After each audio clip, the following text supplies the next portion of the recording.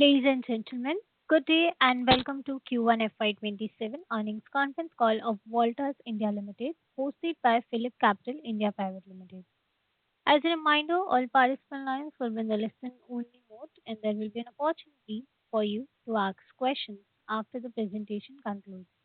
Should you need assistance during the conference call, please signal an operator by pressing star then zero on a touch-tone phone. Please note that this conference is being recorded. I would now hand the conference over to Ms. Natasha Jain from Phillip Capital India Private Limited. Thank you, and over to you, ma'am. Thank you, Ms. Khan. Good evening, everyone. I'm Natasha Jain on behalf of Phillip Capital. Welcome all of you to the first quarter FY27 earnings conference call of Voltas India Limited. From the management, we have Mr. Mukundan Menon, Managing Director, Mr. K.V. Sridhar, Chief Financial Officer, Mr. Nikhil R. Chandrana, Head Corporate Finance, Ms. Sumana Tripathi, Head FP&A, and Mr. Manish Somani, Head Finance Controlling. I request the management to give their opening remarks, post which we shall open the floor for Q&A. Thank you, and over to you, sir. Good evening, all. This is Sridhar here, CFO Voltas. Glad to connect this evening with our earnings call.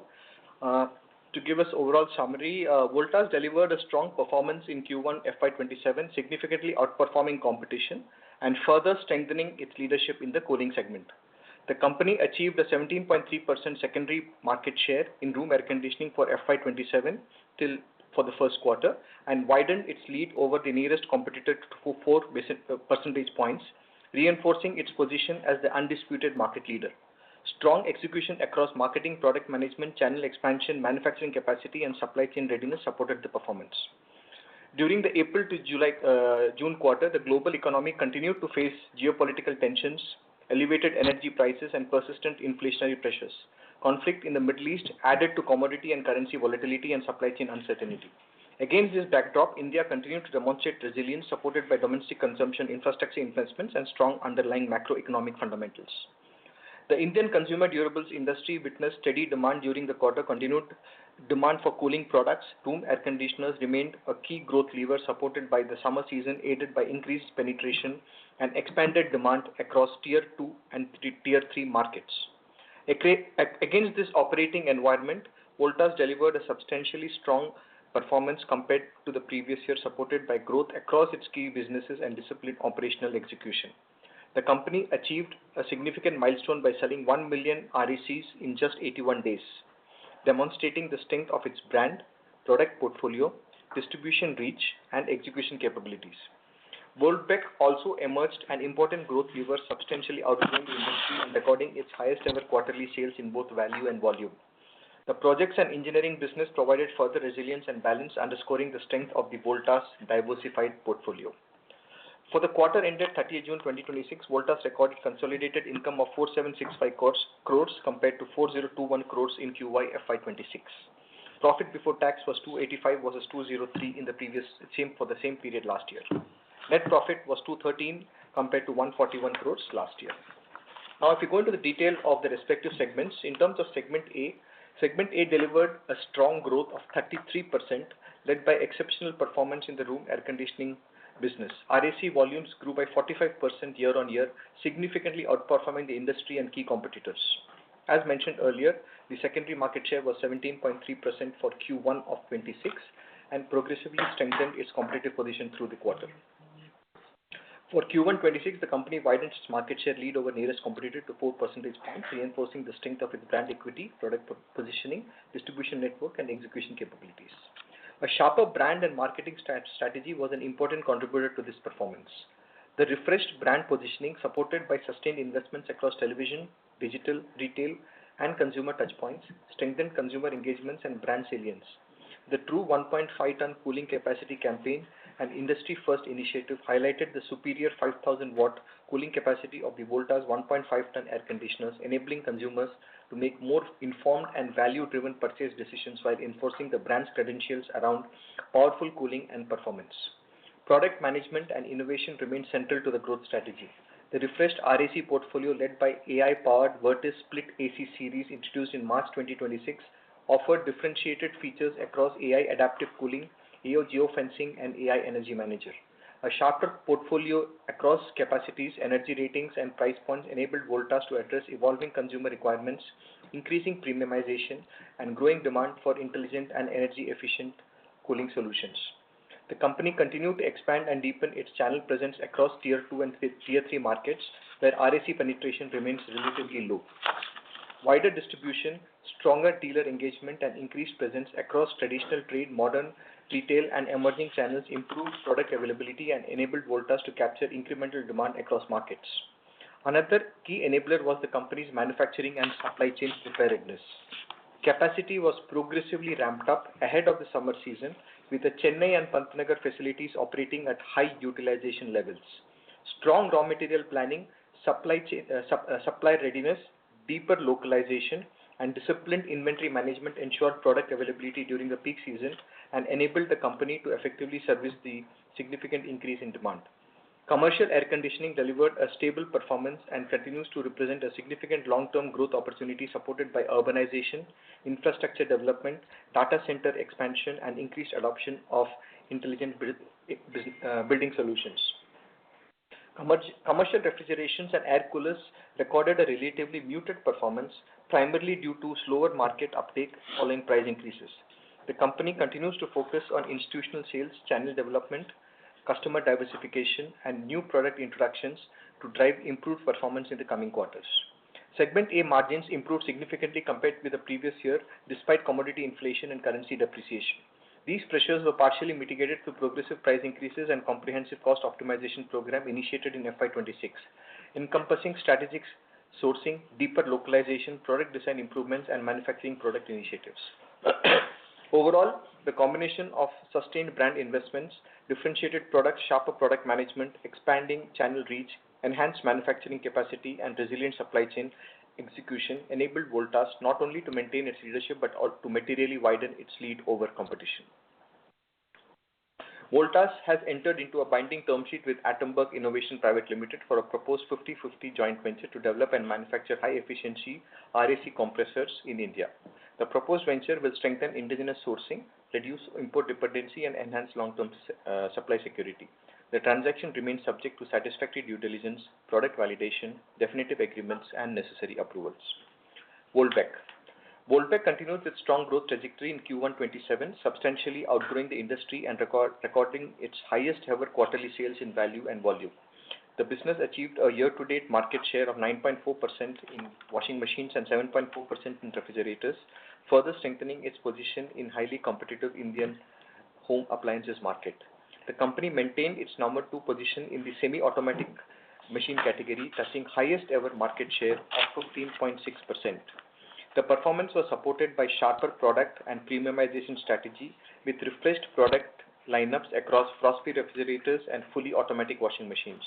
These introductions strengthened Voltas' presence in higher value segments, improved overall product mix, and enhanced its relevance among consumers seeking differentiated features, contemporary design, and superior performance. Voltas continued to strengthen its brand and channel strategy through an expanding retail footprint, deeper channel penetration, enhanced in-store visibility, and stronger consumer engagement across key markets. At the same time, increased focus on localization, strategic sourcing, material optimization, product design, and manufacturing efficiencies is expected to progressively strengthen cost competitiveness and profitability. With increasing scale, improved market shares, and a stronger premium portfolio, Voltas remains a key pillar of Voltas' long-term strategy, supporting portfolio diversification, premiumization, and the company's evolution into a comprehensive home appliances player offering integrated cooling and home appliances solutions. Segment B, electromechanical projects and services. Segment B continued to play an important stabilizing role in Voltas' diversified portfolio, reinforcing the company's position as a leading engineering and project solution enterprise. During Q1 FY27, the domestic products business maintained strong order momentum, securing strategic wins across key growth sectors including industrial infrastructure, electronics manufacturing, metro and turnkey projects, and data centers. The company continued to selectively pursue fast-track and value-accretive opportunities, strengthening the quality of the order book and supporting healthy revenue visibility. The business maintained strong execution discipline across projects and geographies with continued focus on timely delivery, project profitability, working capital management, and risk controls. Within the international projects business, pursuant to the court award received, Citra bank guarantees amounting to 167 million Qatari riyal, equivalent to 433 crores, were cancelled during the quarter. The quarterly financials has more details. While Voltas effectively mitigated risk arising from geopolitical crisis and ensured continuity across key projects and customer engagements, new order book remained delayed following the impact of the conflict in the Middle East. Against this backdrop, the business continued to focus on operational stability and tighter project controls, disciplined risk management, and selective pursuit of opportunities. As of 30th June 2026, the total carryover order book value for segment B stood at 6,345 crores, providing revenue visibility and underpinning the company's confidence in the long-term prospects of both its domestic and international projects businesses. Engineering products and services. Segment C delivered high double-digit top-line growth during Q1 FY27, further strengthening the scale and contribution of Voltas in engineering projects, products and services portfolio. The mining and construction equipment division delivered impressive top-line growth supported by sustained demand for crushing and screening equipment, continued execution of operations and maintenance contracts, and stable performance from the Mozambique operations.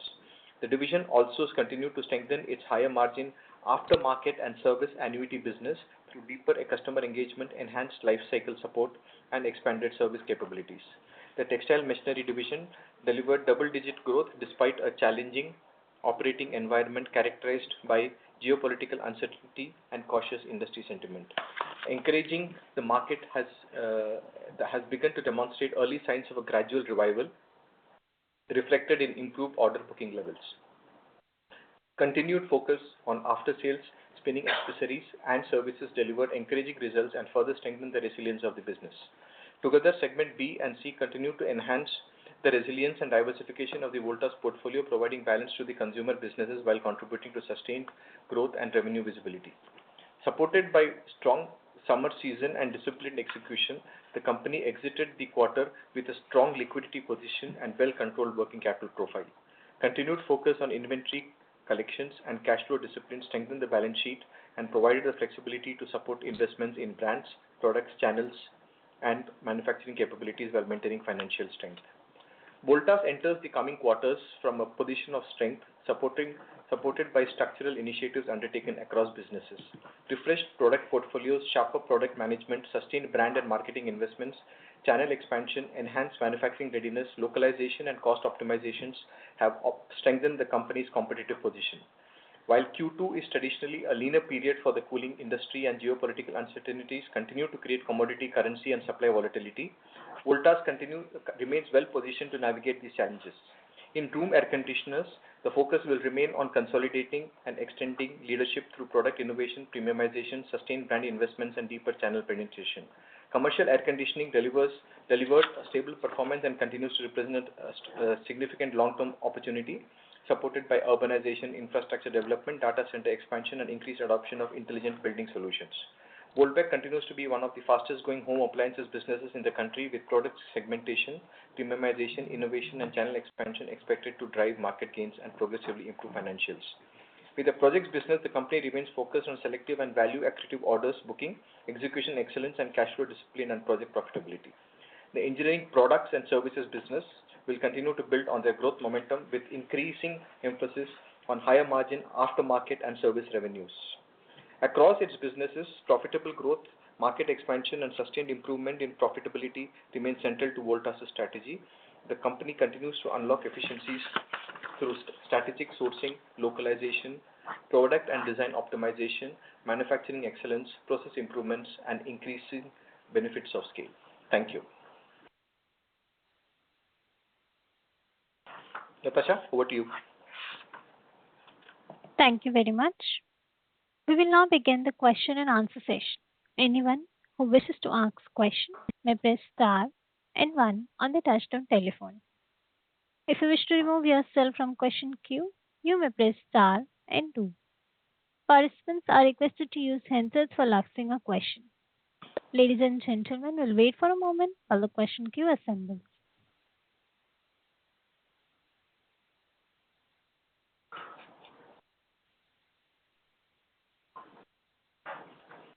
The first question is from the line of Indrajit Agarwal from CLSA. Please go ahead. Hi, thanks for the chance and congratulations on a good numbers. I have two questions. First, if you can share some contours of the compressor JV, what kind of capex can there be, and when can we see commercial production, and how will the capex be shared between the two entities?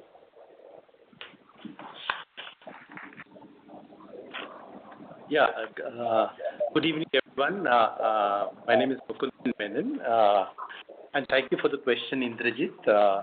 So this JV that we've signed with Atomberg, it's for a manufacturing capacity of around 2.8 million compressors for air conditioners to begin with.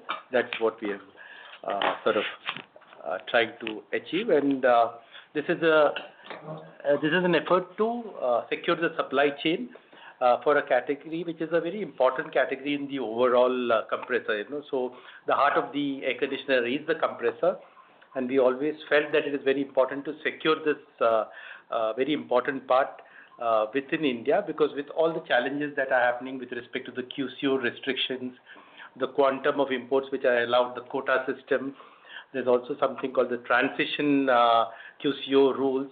We felt it would be good for us to have as a leader in the air conditioner market with a very high volume. We did not want to leave this very important component unhinged. So that was the reason we went for this sort of arrangement. In terms of the overall capex, we still are it's still in the early stages. We are in the final. As we work out the details of the definitive agreement, we'll arrive at that. It's a little early to sort of comment on the total capex requirement, actually. Sure.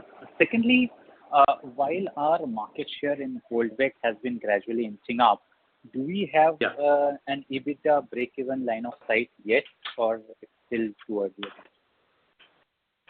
So this we were Indrajit, this particular year was when we initially were aspiring to get to a EBITDA break-even. Unfortunately, what has happened with respect to the West Asia crisis took up prices of the commodities quite sharply, and most of the brands, including us, struggled to pass the entire thing onto the market. So we in a way, I think if we were to assume that we were to reach this year, I think the way it may get sort of pushed over by a few quarters. That's the way we see it. Yeah. Sure. I have more questions, but I'll join back. Yeah. Thanks, Indrajit. Yeah. Thank you. The next question is from the line of Achal Lohade from Nuvama Institutional Equities. Please go ahead. Yeah, good evening, team. Thank you for the opportunity. Sir, my first question is, with respect to the volume growth. If you could call out, what has been the volume growth for the industry? We have grown by, you mentioned 45%, but what has been for the industry? And secondly, how do you see it in terms of the current channel inventory and the way forward for the full year? If you could comment a little bit on the same. Yeah, this on the room air conditioner, Achal, the industry seems to, on the secondary market shares, the secondary sales, what is published by GfK Nielsen, they showed a 15% growth in secondary. That's what they said. My sense is this primary increase would be anywhere between 20 to 22% in volume terms, and maybe around 25-26% in value terms, maybe the industry growth. As against that, we have done better, which is reflected in our market share growth, which we have seen our market share grow significantly, growing from 15.9 for the full financial year last year to 17.3. So our volume growth was around 44% was our volume growth, and our value growth on equivalent basis around 50-odd%. Understood. If you could give us some sense in terms of what is the extent of cost inflation and how much price hike we have taken so far, and how much we are expecting now? So the cost, this year has seen two things happening. One was there was a table change which happened, and that took up the prices of all the 3-star ACs by roughly 5% and the 5-star by 15%, a weighted average of somewhere around 7-8%. Then there was the commodity price increase, the depreciation of the rupee, plus the increase in the ocean and freight charges, some increase in plastic costs.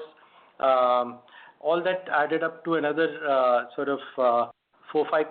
And so overall, all put together, 10 to 12% was the cost, and we have also passed on very close to that number into the market, maybe a percentage or two less, if at all, actually, because we had a reasonable stock of these units a little before all these disturbances started, and we also had we were blessed with the fact that we did not have any disruption in our production during the peak summer months, which is March, April, May. Despite all the disturbances which were there, we managed to keep our production running, and we have utilized some of the stocks of the products that we had imported at a little better price before all this hit us. So more or less, we had passed on maybe a couple of percentages, if at all, we would have held on to it. So does that mean we don't necessarily have to take any further price increase? Have I understood right, sir? Yeah, so the price increase, generally we wouldn't, we normally what we do, actually, is that if at all there is some moderation, if the costs keep moving up further, we'll have to obviously take a price increase. We are watching what's happening on the overall West Asia crisis. If things worsen, obviously, if the costs get impacted, we will necessarily have to take a price increase. However, if it is nothing significant, what will happen is to shore up the margins, a little bit of reduction in the channel schemes. That is what we will do. Understood. Yeah. Just clarification in terms of the mix for the season, if I were to ask from Jan to June, what would that be in terms of outsourcing versus insourcing, sir, for us? Yeah, so out of the total air conditioners that we sell, roughly 7-8% of the sale, or I would say in the peak season Q1, maybe around little more than around 10% of the sale happens to be window air conditioners. Window air conditioners are completely OEM, and out of the split ACs, which is a balanced 90%, we have a 70-30 mix, actually 75-25 mix kind of thing between self-manufactured and OEM manufactured. Got it. Just a second question with respect to the compressor joint venture. Yeah. What I wanted to check is that the energy efficient compressor we are talking about. If you could give some sense in terms of how soon can this go on stream and what kind of advantage it can bring to us? So the compressor that is getting developed, the platform that is getting developed is for the 3-star as well as the 5-star, which are the popular categories, and we begin with the most voluminous product, the one which is a volume driver, the 1.5 ton, 3-star and 5-star, and all of them have energy efficiency levels sort of meeting the requirements of the energy table. So really energy efficient machines which will meet the 3-star requirement as well as the 5-star current table requirement, which goes on till next year December 28. There's another table change. All these products are capable of getting upgraded to a better energy efficiency. The energy efficiency of a compressor is driven by the motor, and the motor gets upgraded when there's an energy table change. So to answer your question, Achal, these are the best in class in terms of energy efficiency today, and it will also can be upgraded to the best in class when the table changes. Right, and in terms of costing, that's my last question. Sorry, sir. Thank you. Yeah. Would that help in terms of cost savings compared to the regular compressor as of now? Yeah, so the way we have looked at it is currently, as we had mentioned at the beginning itself, even in Mr. Sridhar's message, it was essentially to have a supply chain security. Being the largest manufacturer of air conditioners with a leadership position, we have to secure the supply chain, and it was done with that intent. The other, most of the other things like cost, all this will be a work in progress, because as the product gets sort of commercialized over the next 1.5, 2 years, all these numbers will play out actually. A little early to comment on that, Achal. Yeah. Got it, sir. Thank you and wish you all the very best. Thank you. Yeah, thank you, Achal. Thank you. Thank you. The next question is from the line of Aditya Bhatia from Investec. Please go ahead. Hi, good evening, sir. So my first question again is on Atomberg JV. How long is it likely to take for the plant to become operational? How would technology be sourced? And until then, how are we going to meet the QCO norms? What are the arrangements that we have done until then? Yeah. So Aditya, the way we have planned this out from assuming the work starts on this immediately, it's an 18-month kind of runway that we're looking at before the commercial production starts. So during that period, the plant has to be put, the products have to be manufactured, the pilot batch has to be taken out, the pilot testing of that, the field testing of the pilot batch has to go on, and then we start the full-fledged commercial. So the production. So 18 months from now is when we are expecting full-fledged commercial production of the compressors. And the second question was, what was it, Aditya? The second question? So until then, how are we going to manage the QCO norms? What are the arrangements that we have done for that? Okay. So currently the QCO norm says that up to 30% you can import from of your FY25 numbers you can import. So that we can continue to import. That is point number one. Point number two, there's two big compressor manufacturers, which is Highly and GMCC, have built up capacities in India, and we have blocked those capacities from India, and so that we take it from there. And our idea is that even after these products come into the thing, our scale will be so much by the time this gets commissioned that we will still have a mix of these compressors from these two vendors made in India, along with our own secure supply chain of compressors. So it will be a blend of that. It is not this or that. We will continue to buy from them, and we will also continue to manufacture and secure our supply chain. So it's a double two-sided thing. We wanted to ensure that we secure our supply chain both with suppliers as well as have our own indigenous technology. Understood, sir. So my second question is that you mentioned that besides the BE norm change, there was roughly a 4% kind of a price escalation or cost escalation that we saw. Given how sharply some of the commodities moved and rupee depreciated, is this 4% the hit that we saw with the benefit of lower cost inventory? Or are you saying that with these increased costs, the overall increase in terms of costing is only around 4%? Just want to clarify. So actually, if you've seen the results that we have published, we seem to have sort of done a little better than some of the key competitors. And I think we did a lot of right things. One is we had planned for the season well. As I'd mentioned, there was no disruption in the factory. So the volumes came, and the absorption of the cost of the factory also was well done. We also have a very active cost takeout project which is going on, and that has been one of the, I think it has helped us at the right time when the things started going wrong. That cost takeout project has started sort of fructifying into some savings. And I think a mixture of the sheer scale, the lack of discontinuity in the manufacturing, the proper absorption of our cost because of the larger volume and lack of disruption, coupled with this cost takeout project, I think a mixture of these four things, I think, played out in our favor, I suppose, Aditya. Sure, sir. That's helpful. Thank you. Thank you, Aditya. Thank you.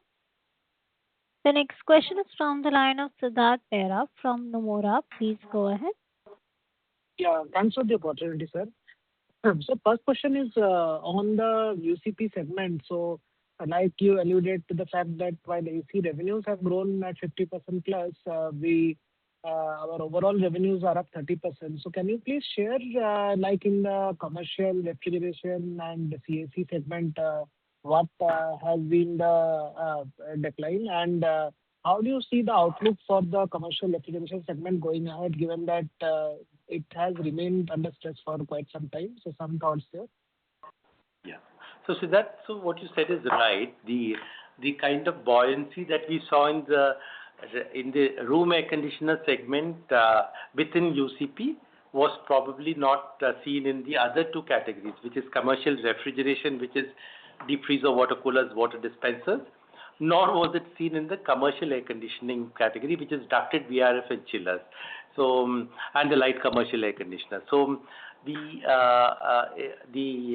was indeed a muted. It was I think a reasonable growth in the commercial air conditioner segment, which is the ducted VRF and chillers, but a muted kind of performance in the commercial refrigeration. And what you said is absolutely right. You would have heard from the other major competitors in the commercial refrigeration space. The industry seems to have degrown by around 15% or so, and I think we did a little better than that, I suppose, compared to that. But going forward, I think things will indeed settle down. This was a category where the price increase was significant. Like unlike in the room air conditioner category, here the costs went up a little more significantly, like for freezers by 10%, of water coolers by around 15%, and water dispensers again by 10%. So very steep price increases, cost increases, forced all the major brands to increase selling prices to that effect. And probably the channel was not fully ready to absorb that cost, so they played the wait and watch thing. But over the last few months, we are seeing them taking to that, because there seems to be a normalization and a complete acceptance of the fact that this is a cost pass-through and there's no other way to manage. So we are seeing some improvement in the traction this quarter. Okay, sir. Got it. Thanks a lot, sir. I'll come back on the phone. Okay, thank you. Thank you. Thank you. The next question is from the line of Samir Gupta from IIFL Capital. Please go ahead. Hi, good evening, everyone, and thanks for taking my question. Sir, I'm a little new to the company, so pardon me if some of the questions sound very naive. Just trying to get some color on the margin performance first. So EBIT margin in unitary cooling products is around 5.3%. Now, this is on the back of a good summer season, and you alluded to market share gains in the RAC segment. I understand commodity cost inflation would have had a negative impact, but if I look at overall company gross margin, it is flattish. And I would have also expected 32% revenue growth to have some kind of operating leverage benefit. So just trying to understand, this is the best quarter of the season and we are doing a 5% kind of an EBIT margin. What can we then assume as a steady state profit expectation for this segment? Yeah. So, Mr. Gupta, what you said is absolutely right. So, this, if you look at some of the other, this has been a rather difficult quarter for the industry as a whole. The summer, the reasonably good summer compared to the very weak summer last year, in that increased the demand, as I mentioned, by around 20-odd%, 25% or whatever. However, the commodity price increase, and the dollar depreciation, which hurt, it hurt everybody. So, if you look at the results of most of the competitor brands, some 5 or 6 of them who are top players in this category of room air conditioners, saw a significant shrinkage in their EBIT by almost like 3% down, some of them 4% down. So in comparison to that, we seem to have done better.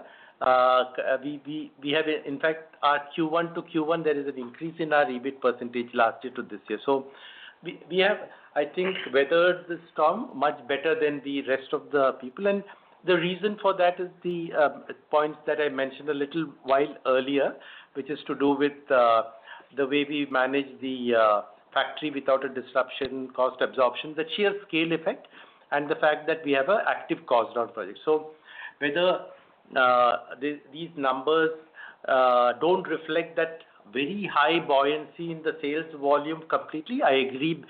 It is primarily because of the dampening effect of the cost increases which came, which could not get passed down typically into the market, Gupta, actually.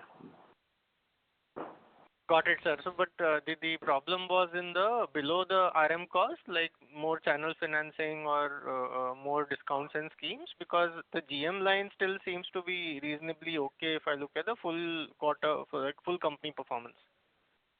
Actually, yeah, it's essentially at the probably the material cost actually is the one which affected a big time. Yeah.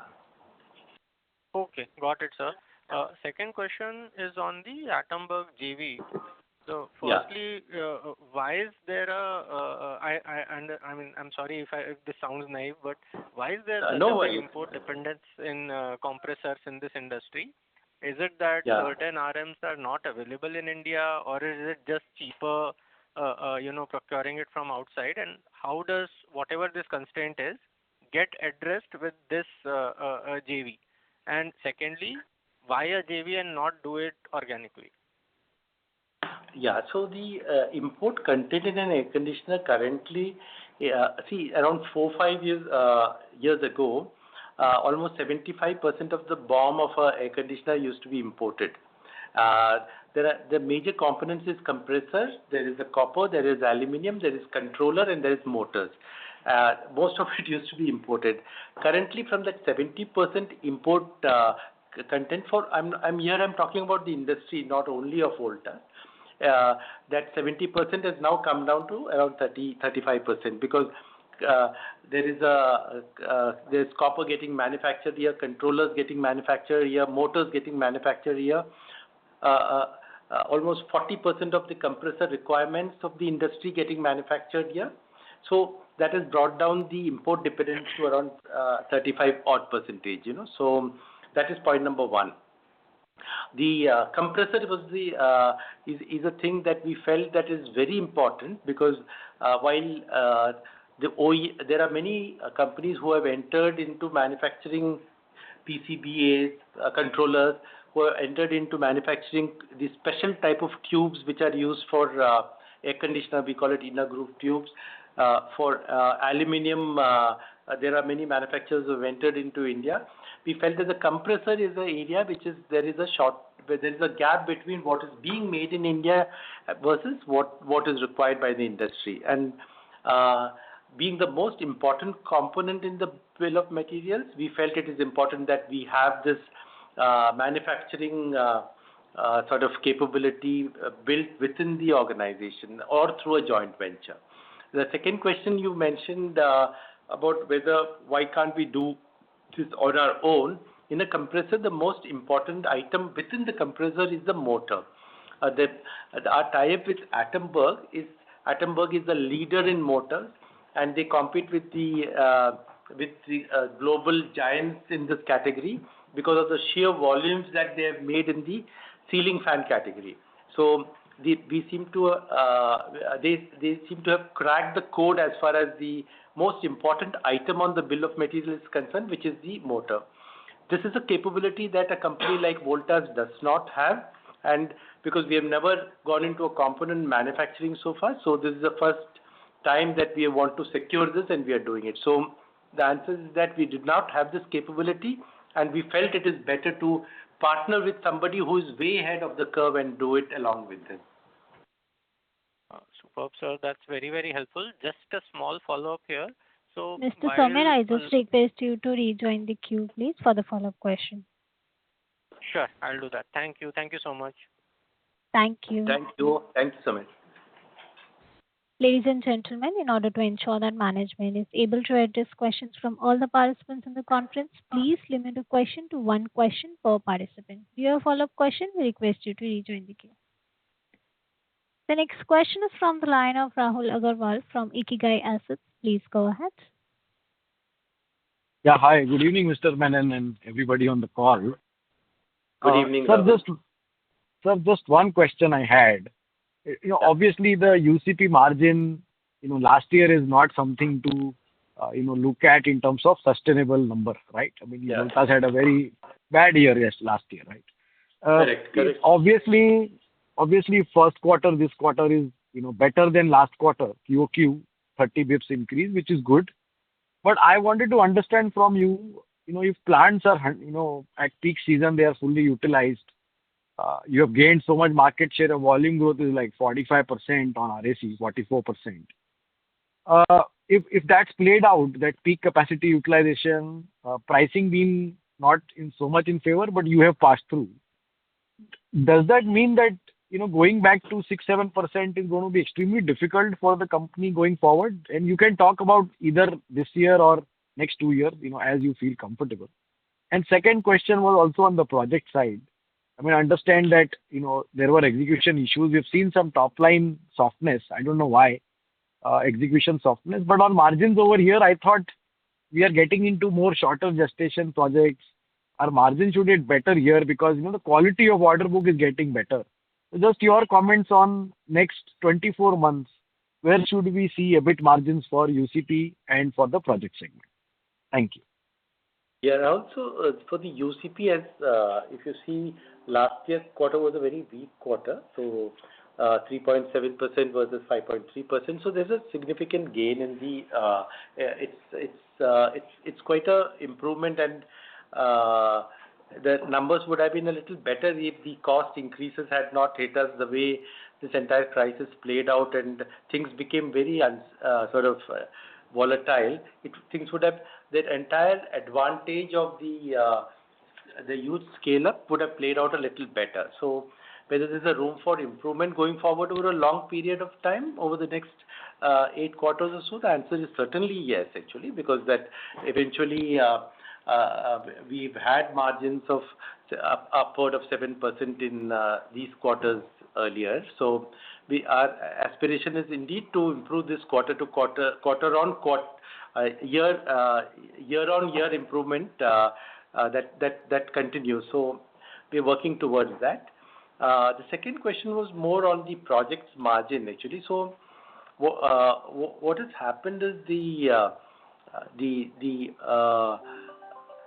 this was a very volatile period, and we could see that things were looking a little hazy in the thing. So we were very calibrated and careful in picking up orders, because having an order book at a fixed price without an escalation clause would have hurt us more. So this calibrated order booking and calibrated execution actually is a saving in disguise, So because once you lock in a price with a client, you can't change it irrespective of any of these. So in a way, we see it as a blessing in disguise.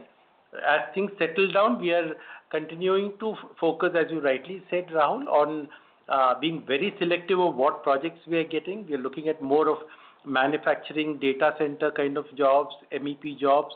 Our focus is shifting to faster gestation jobs, more in the private sector, less to do with government, where payment delays will bother us. So we are altering a little bit of a course of our entire journey, and this will start playing out well over the next few quarters. Mr. Menon, just one follow-up. This 7% aspiration. Rahul, I'm sorry to interrupt. Yeah, Mr. just a follow-up. I mean, it's not a new question, Mr. Menon. Just one follow-up. On the 7%, could you take us to the bridge in terms of 2-3 points which could help us achieve this? Thank you. Yeah. Okay.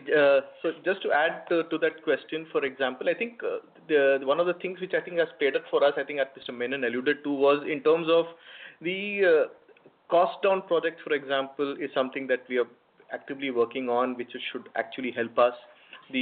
Some of the investments in CapEx that we had done, say about 18 months back, which is was a bit of a deterrent last year, is playing out favorably for us. So these are some of the things which would help us to get better. Again, the focus, as I think we have said consistently in the past, has been we want to grow top line very aggressively. We want to make sure that we continue to gain market share. So I think that's something we want to continue doing, and the profile per se, I think will take care of itself. I think, and we compare it with the same period last year and look at improvements. I hope that answers the question. Yes, sir. Thank you so much. Thank you for answering all my questions, and all the best for the rest of the year. Thank you, Rahul. Thank you. Thank you. The next question is from the line of Bhavya Gandhi from Bajaj Alternate Investment Management Limited. Please go ahead. Yeah, hi. Thanks for taking my question. So my question is regarding the outsourcing opportunity versus insourcing. While the outsourced players claim that the outsourcing pie is increasing, just wanted your understanding, how is it going? Is it the insourcing which is increasing or the outsourcing is increasing? If you can comment on the overall industry, what is the mix and how do you expect this mix to see going forward? Yeah. Yeah, in our case, the outsourcing has not increased because we have built a large capacity in Chennai. We have a capacity of around 1.4 million in Pantnagar, almost the same 1.2 kind of thing in Chennai. So for us, having those plants having come fully upstream, we don't see our outsourcing increasing. It's a steady level. It's a steady level. Fairly steady level. I think the proportion, I think Mr. Menon did answer earlier. I think broadly it will broadly be the same level. Yeah. Got it, sir. That's it from my end. Thank you so much. Thank you. Thank you. The next question is from the line of Keshav Lahoti from HDFC Securities. Please go ahead. Hi. Thank you for the opportunity. So in the last question, have I understand correct? Going forward also your outsourcing and insourcing mix will remain similar. And secondly, what is your RAC mix in UCP segment in this quarter and normally how would this be for a year? Keshav, the outsourcing will continue in the same ratio. As I said, window air conditioners will continue to be 100% outsourced. In the split AC bucket, we will have that 75-25 kind of mix. That will continue. Yeah. And the proportion has not changed very much. I mean, this obviously it's a quarter-wise. Obviously, the proportion within the segment and the RAC keeps obviously changing within the quarters. But at an overall level, broadly, it will remain the same. We see it at the annual level, I think. Yeah. Okay. How much was this in this quarter? RAC mix in this quarter? Keshav, I just request you to rejoin the queue for the follow-up question, please.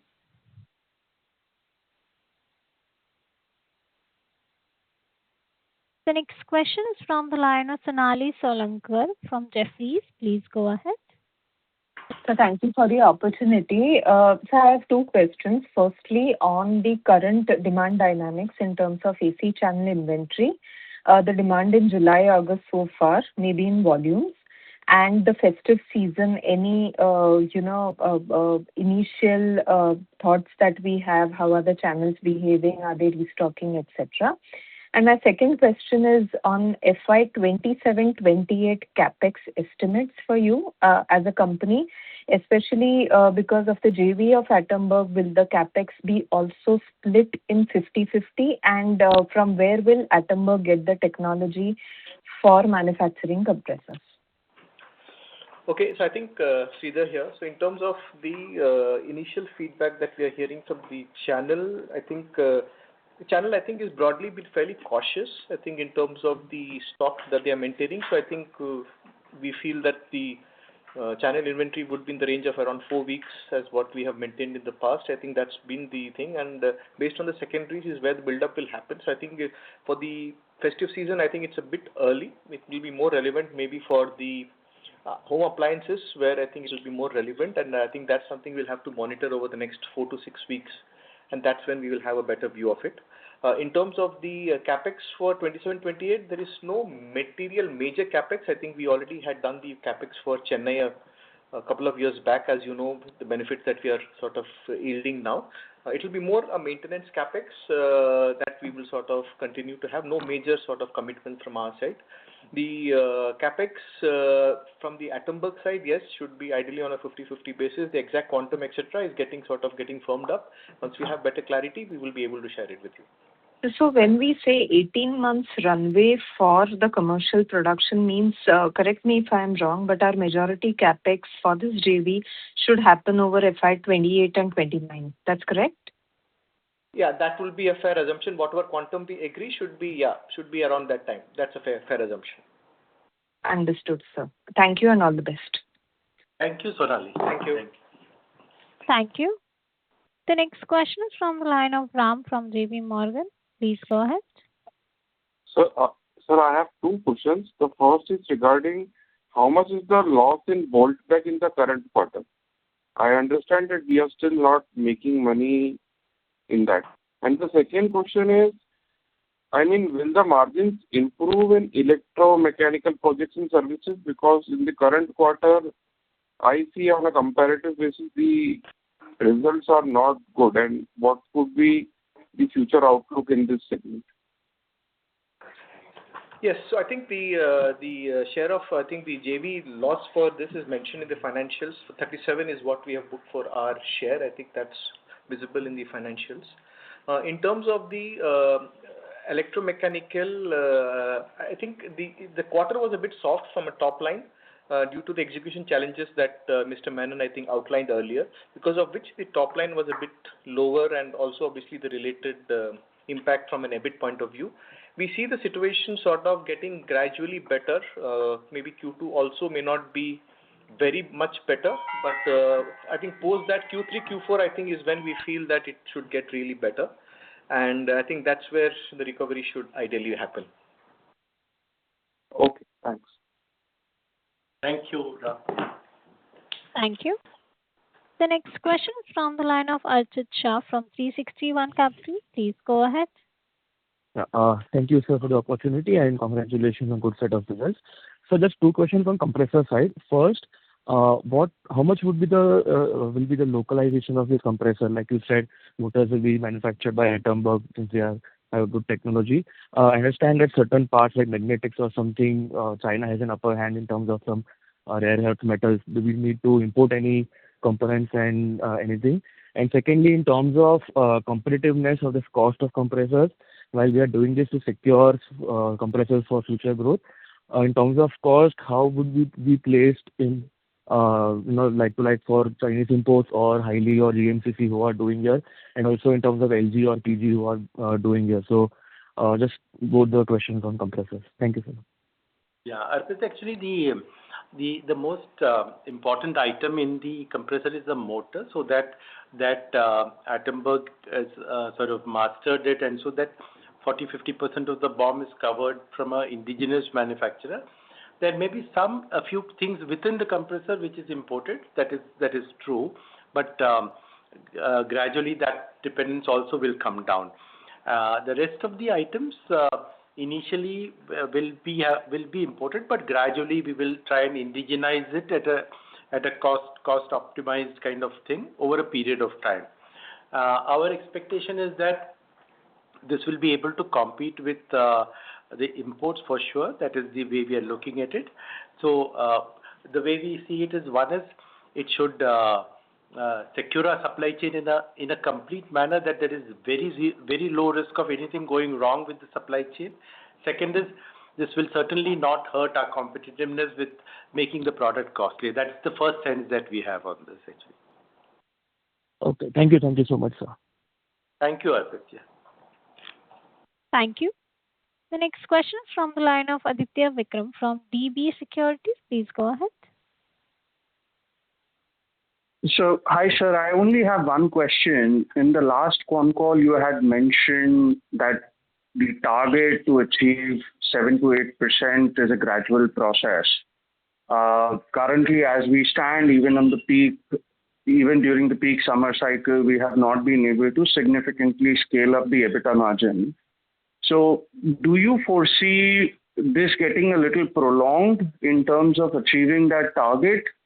Or do you see that there are more benefits and scales? It seems like there is a cautious commentary coming along all the way. So just wanted to get your thoughts on that, because at 5.6, it doesn't look like it would be and some of your competitors have called out that it might be tricky to achieve significant increase in margins from where we stand. Thanks. Yeah. Yes, a fair question. So if you see the results, I'm sure you are keeping track of obviously some of the peer group also. I think it has been a bit of a difficult quarter in terms of because of the events that are well documented, so don't want to elaborate on that. So because of that, obviously there was an impact from a cost side. But I think most had a bit of a degrowth, while we were able to get better in terms of from a margin profile versus same period last year, I think. So I think some of the initiatives I think we called out earlier, I think has become a bit of a differentiator for us and sort of helping and supporting us. We sort of feel that this will help us, it will pan out, continue to help us pan out better. And I think we want to make it a sustainable type of thing in terms of working on some of these initiatives, and we feel that it will sort of gradually start getting better. So I think that's broadly where we see it at this point. Okay. So just to follow up on that one, so should we assume that the current quarter EBITDA margin is a steady state for at least some time till the time things pan out or till the time things sort out on their own?